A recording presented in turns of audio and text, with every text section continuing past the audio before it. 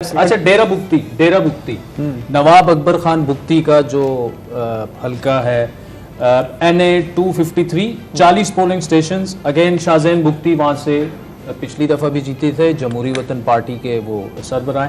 40,000 उन्होंने वोट लिए हैं।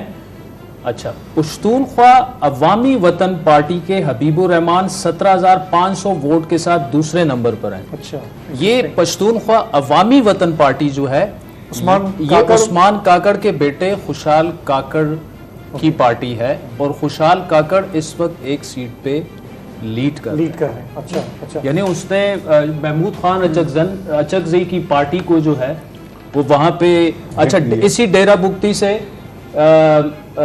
सरफराज बुक्ती भी इलेक्शन लड़ रहे हैं इसी सीट से अच्छा। वो नेशनल से भी लड़ रहे हैं। हाँ।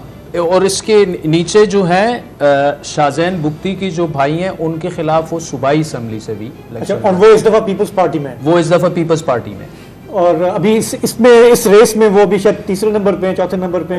तीसरे नंबर पर डोमकी साहब हैं जो कि शाहजैन के कजन हैं, वो PMLN से लड़ रहे हैं। वो अभी इस वक्त चूंकि हमारे पास पूरा रिजल्ट नहीं है, तो मे बी के नून लीग तीसरे पर हो, सरफराज साहब चौथे नंबर पर हो, तो वो जब एग्जैक्ट वो रिजल्ट सामने आएंगे